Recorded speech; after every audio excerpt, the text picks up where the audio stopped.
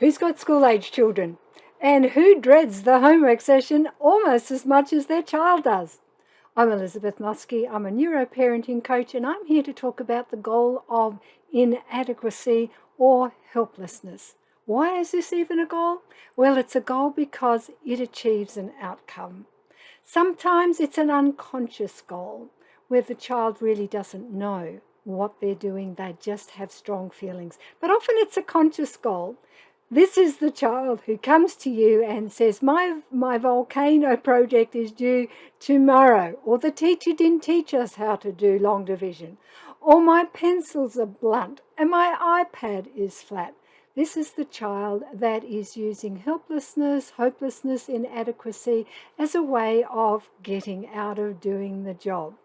More insidious is the unconscious helplessness. This is the child whose self-esteem is very low, who feels incapable, who doesn't know how to proceed, and genuinely doesn't feel good about themselves. This child is actually harder to deal with than I think any of the other, let's call them misbehaviors or mistaken behaviors that I've spoken about. So attention, power, revenge, I think they're much easier to deal with than a strong ongoing display of helplessness. If your child is showing a lot of genuine and possibly unconscious helplessness, do be on the lookout for perhaps more insidious things like depression. So what can you do?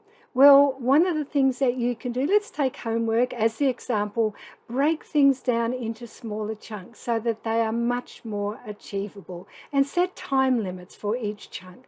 We're going to do spelling only for 10 minutes, math for 10 minutes only. You'll read for 5 minutes so that it doesn't seem to the child as though it's going to go on and on forever.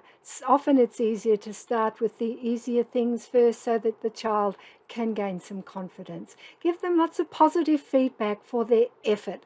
The results might not be there, but hey, you stuck at that for 5 minutes and you did most of that yourself. Well done. Once they have started to get some confidence, perhaps you can extend the time periods a little bit more. But don't give in to the helplessness. Don't join them there. There's nothing worse than a parent that's given up on their child as much as the child has given up on themselves. You're the adult. You need to be coming from your upstairs brain, even though they may be firmly entrenched in their downstairs brain. So this is a tricky one. You need to hang in there. Next time, I'm going to be talking about Grandma's Law. This is one of my favorite neuroparenting strategies. Be sure to join me for that one. Bye for now.